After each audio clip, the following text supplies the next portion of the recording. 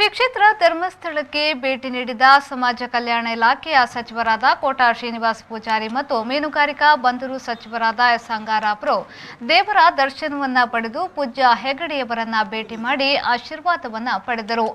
ಈ ಸಂದರ್ಭದಲ್ಲಿ ಮಾತನಾಡಿದ ಕೋಟಾ ಶ್ರೀನಿವಾಸ ಪೂಜಾರಿ ಅವರು ಇದೊಂದು ಸೌಜನ್ಯ ಭೇಟಿಯಾಗಿದ್ದು ದಕ್ಷಿಣ ಕನ್ನಡ ಮತ್ತು ಉಡುಪಿ ಜಿಲ್ಲೆಯ ಎಲ್ಲಾ ವಿಧಾನಸಭಾ ಕ್ಷೇತ್ರದಲ್ಲಿ ಮತಯಾಚನೆ ಮಾಡುವ ಕಾರ್ಯಕ್ರಮ ಇಟ್ಟುಕೊಂಡಿದ್ದೇವೆ। ಇವತ್ತು ಬೆಳ್ತಂಗಡಿ ತಾಲೂಕಿನ ಶಾಸಕರಾದ ಹರೀಶ್ ಪೂಂಜಾ ಕ್ಷೇತ್ರದಲ್ಲಿ ನಮ್ಮ ಎಲ್ಲರ ಕಾರ್ಯಕರ್ತರ ಮತ್ತು ಪದಾಧಿಕಾರಿಗಳ ಜೊತೆ ಚರ್ಚೆಯನ್ನ ಮಾಡಿ ಮತಯಾಚನೆ ಮಾಡುವ ಕಾರ್ಯ ನಡೆಯುತ್ತಿದೆ। ಇದರ ಮಧ್ಯದಲ್ಲಿ ನಾನು ಮತ್ತು ಅಂಗಾರರು ಶಾಸಕರು ಸೇರಿ ಪರಮ ಪೂಜ್ಯ ವೀರೇಂದ್ರ ಹೆಗಡೆಯವರನ್ನ ಭೇಟಿ ಮಾಡಿ ದೇವರ ದರ್ಶನವನ್ನ ಪಡೆದಿದ್ದೇವೆ। ಪೂಜ್ಯ ಹೆಗಡೆಯವರು ಆಶೀರ್ವಚನ ಮಾಡಿ ನಿಮ್ಮ ಚುನಾವಣೆ ಯಶಸ್ವಿಯಾಗಿ ನಡೆಯಲಿ ಎಂದು ಆಶೀರ್ವಚನ ಮಾಡಿದ್ದಾರೆ ಎಂದು ಹೇಳಿದರು। ದಕ್ಷಿಣ ಕನ್ನಡ ಜಿಲ್ಲೆ ಮತ್ತು ಉಡುಪಿ ಜಿಲ್ಲೆಯ ಹಲವಾರು ವಿಧಾನಸಭಾ ಕ್ಷೇತ್ರಗಳಲ್ಲೂ ಕೂಡ ಮತಯಾಚನೆ ಮಾಡುವಂಥ ಕಾರ್ಯಕ್ರಮ ಇಟ್ಕೊಂಡಿದ್ದೆವು।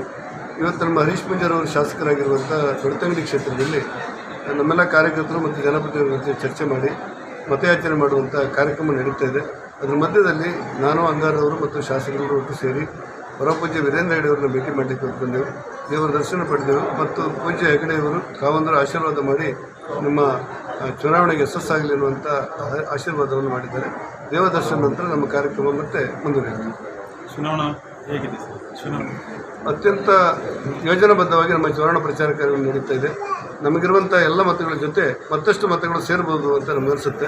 ನಮ್ಮ ಸರ್ಕಾರ ಮಾಡಿರುವಂಥ ಕಾರ್ಯಯೋಜನೆಗಳು, ಪ್ರಧಾನಮಂತ್ರಿ ನರೇಂದ್ರ ಮೋದಿಯವರು ಗ್ರಾಮ ಪಂಚಾಯತಿನ ಸಬಲೀಕರಣಕ್ಕೆ ಕೊಟ್ಟಿರುವಂಥ 15ನೇ ಹಣಕಾಸು ಯೋಜನೆ ಅನುಷ್ಠಾನ ಮತ್ತು ಗ್ರಾಮೀಣಾಭಿವೃದ್ಧಿಗೋಸ್ಕರ ಕೇಂದ್ರ ಮತ್ತು ರಾಜ್ಯ ಸರ್ಕಾರದ ಒಂದು ಶ್ರಮ ಇವೆಲ್ಲವೂ ಕೂಡ ನನ್ನ ಗೆಲುವಿಗೆ ಮತ್ತು ನನ್ನ ಮತದ ಹೆಚ್ಚಳಕ್ಕೆ ಕಾರಣ ಆಗುತ್ತೆ ಅಂತ ಅನಿಸುತ್ತೆ। ಈ ಸಂದರ್ಭದಲ್ಲಿ ಬೆಳ್ತಂಗಡಿ ತಾಲೂಕಿನ ಶಾಸಕರಾದ ಹರೀಶ್ ಪೂಂಜಾ, ವಿಧಾನ ಪರಿಷತ್ನ ಸದಸ್ಯರಾದ ಪ್ರತಾಪ್ ಸಿಂಗ್ ನಾಯಕ್ ಮತ್ತು ಪದಾಧಿಕಾರಿಗಳು ಉಪಸ್ಥಿತರಿದ್ದರು।